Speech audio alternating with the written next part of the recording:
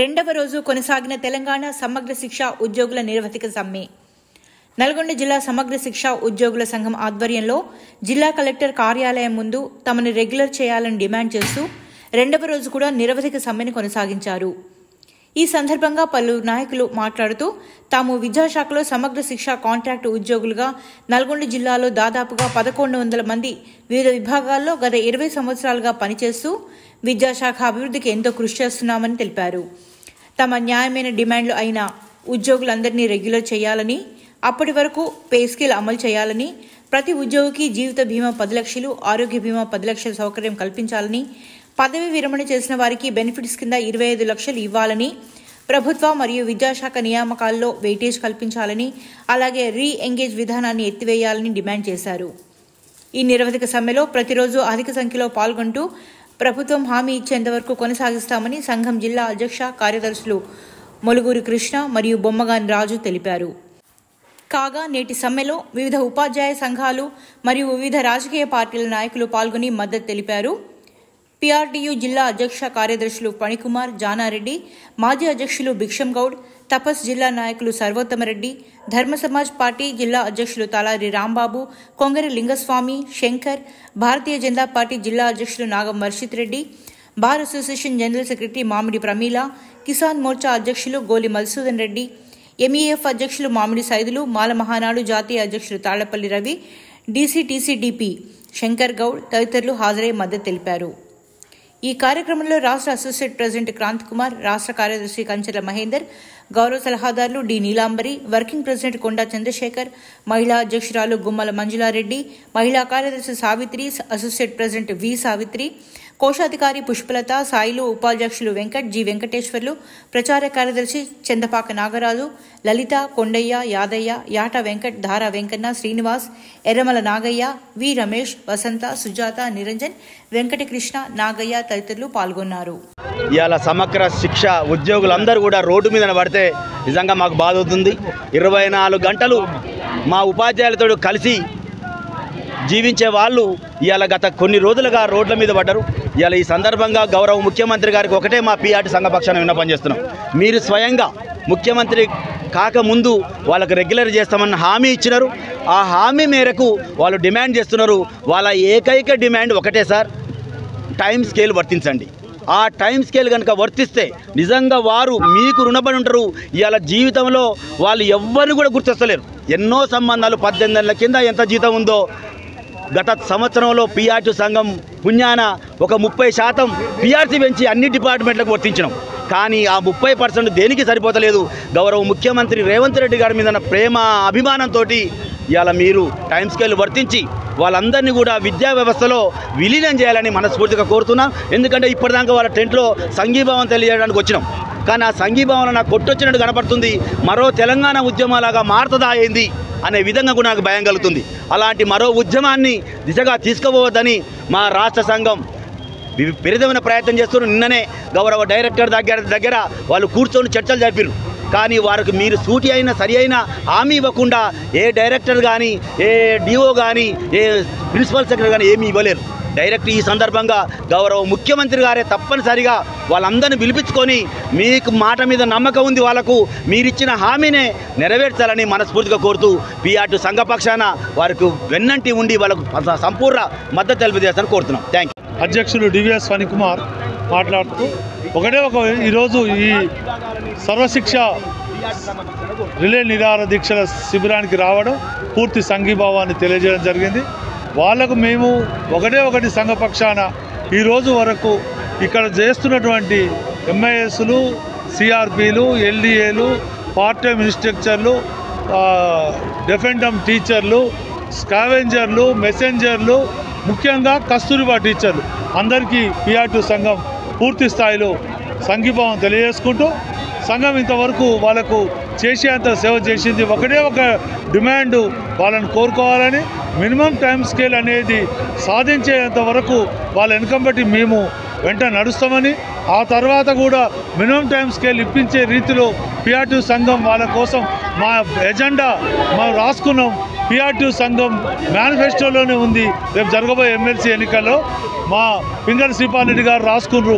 ఎట్టి పరిస్థితులలో వాళ్ళకు టైం స్కేల్ ఇప్పించేంత వరకు మేము PRTU సంఘం వెంబడి ఉంటుందని తెలియజేసుకుంటూ, టైం స్కేల్ ఒక్కటే ఈ సొల్యూషన్లు అన్నిటికీ మార్గం. ఒక సెలవులు రావాలన్నా, హెల్త్ కార్డు రావాలన్నా, ఏదైనా ఎక్స్గ్రేషన్ రావాలన్నా మినిమం టైం స్కేల్ అనేది అన్నిటికీ సర్వరోగ నివారణి సంజీవిని. కాబట్టి టైం స్కేల్ ఒక్కదాని కోసం PRTU సంఘం ఫస్ట్ కృషి చేస్తుంది. ఆ తర్వాత రెగ్యులేషన్ గురించి ఆలోచిద్దామని తెలియజేసుకుంటూ, PRTU సంఘం ఈ సర్వశిక్ష ఉద్యోగుల వెంబడి నడుస్తుందని తెలియజేస్తూ ముగిస్తున్నా. జై హింద్, జై తెలంగాణ. పనిచేస్తున్నామండి. ఏం లేదు, గత ప్రభుత్వం రేవంత్ రెడ్డి గారు మాకు ఇచ్చిన హామీ ఏంటంటే, మా ప్రభుత్వం రాగానే 100 రోజులలో మీకు హామీ నెరవేరుస్తామన్నారు. కానీ సంవత్సరం కావాల్సింది సార్, మా డిమాండ్ నెరవేర్చలేదు. కనీసం ఇప్పుడైనా నెరవేర్చాలి. ఈ నెరవేర్చేదాకా ఈ సమ్మె ఇట్లనే కొనసాగిస్తామని చెప్తున్నాం సార్. మేము మాదొక్కటే రెగ్యులరైజ్ చేయాలి, లేదంటే అప్పటి వరకైనా MTS ఇవ్వమని కోరుతున్నాం అంతే. సంవత్సరాల నుంచి MRC బిల్డింగ్లో అతి తక్కువ జీతం మా దాంట్లో రిటైర్మెంట్ కూడా అయిన వాళ్ళు ఉన్నారు. ప్రాణాలు పోవడానికి సిద్ధంగా ఉన్నది. బతకడం కూడా వేస్ట్. 11,050 రూపాయల జీతం ఎట్ట బతకాలి సార్, మీరే చెప్పండి దయచేసి. MRC మేము లేనిది తాళం తీయరు. దీనికి మేము సభాముఖంగా తెలియజేసుకుంటూ, మేము ఈ బతకడానికి చాలా ఇబ్బందులకరంగా ఉన్నాయి. దీని గురించి మరి ఇవ్వాలని మేము కోరుకుంటున్నాం సార్. Thank you. ఉద్యోగులమే మేము దాదాపుగా 19,000 మంది ఎక్కువ ఉన్నాము సార్. ఇక్కడ మేము కోరుకునేది ఒకటి సార్, ప్రభుత్వాన్ని మమ్మల్ని విద్యాశాఖలో విలీనం చేస్తూ రెగ్యులరైజ్ చేయాలని అనుకుంటున్నాము. అందరం ఒక్కొక్క వింగులలో ఉన్నాము. MRC మండల్ లెవెల్లో MIS కోఆర్డినేటర్లు, CRPలు, మెసెంజర్స్, CCOలు, అదే పార్ట్ టైం ఇన్స్ట్రక్టర్లు, నెక్స్ట్ అది స్కూల్ లెవెల్లో పార్ట్ టైం ఇన్స్ట్రక్టర్లు, నెక్స్ట్ KGBVలలో టీచింగ్, నాన్ టీచింగ్ అందరం కలిసి 19,000 కంటే ఎక్కువనే ఉద్యోగులు ఉన్నాం సార్. కాబట్టి మమ్మల్ని అందరినీ మేము ఒకటే ప్రభుత్వాన్ని డిమాండ్ చేస్తున్నాము. విద్యాశాఖలో విలీనం చేస్తూ మమ్మల్ని రెగ్యులర్ చేయాలని కోరుకుంటున్నాం సార్. SSA ఉద్యోగులు గత 6వ తారీఖు నుంచి 10వ తారీఖు నుంచి జిల్లా స్థాయిలో రాష్ట్ర వ్యాప్తంగా సమ్మెకు పిలుపునివ్వడం జరిగింది. గత సంవత్సరం రేవంత్ రెడ్డి గారు మేము ఇదే దీక్షా శిబిరానికి విచ్చేసి సమగ్ర శిక్ష ఉద్యోగులను ఛాయ్ సేపట్లో మీ సమస్యలు పరిష్కరించి మిమ్మల్ని ఇంటికి పంపించడం జరుగుతుందని చెప్పారు. ఈ 1 సంవత్సరం కంప్లీట్ అవుతున్నా కూడా మాకు ఇంతవరకు ఎలాంటి న్యాయం జరగలేదండి. పాఠశాల స్థాయిలో, మండల స్థాయిలో, జిల్లా స్థాయిలో సుమారుగా 20,000 మంది రాష్ట్ర వ్యాప్తంగా పనిచేస్తున్నాం. మేము గత 18 సంవత్సరాల నుంచి పనిచేస్తున్నామండి. పాఠశాల స్థాయిలో పార్ట్ టైం ఇన్స్ట్రక్టర్స్ గా కూడా పనిచేస్తున్నాము. రెగ్యులర్ ఉపాధ్యాయులతో పాటుగా సబ్జెక్ట్ చెప్తున్నాం. అన్ని విధాలుగా మేము చాలా కష్టపడుతున్నాం సార్. అయినా వెట్టి చాకరీ వ్యవస్థ కానీ మనం ఇంతవరకు న్యాయం జరగలేదు. ముఖ్యంగా మా ప్రధానమైన డిమాండ్ ఏంటంటే SSA ఉద్యోగులందరినీ వెంటనే రెగ్యులరైజ్ చేయాలని మా ప్రధానమైన డిమాండ్. ఇప్పటికైనా రేవంత్ రెడ్డి గారు స్పందించి మా SSA ఉద్యోగులను రెగ్యులరైజ్ చేయాలని మా ప్రధానమైన డిమాండ్ అండి.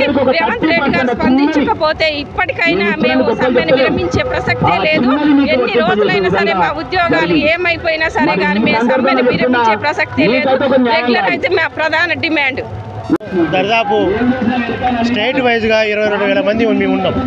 అయితే గత ఒక 20 సంవత్సరాల నుంచి దీంట్లో IRPలు, తర్వాత CRPలు, తర్వాత CRTలు, తర్వాత మన MIS కోఆర్డినేటర్లు, LDలు వీళ్ళంతా కూడా మెసెంజర్లు, తర్వాత కేర్ గివర్లు, ఇలా చెప్పుకుని పోతే PTలు వీళ్ళందరూ కూడా చేస్తూనే ఉన్నాము మేము.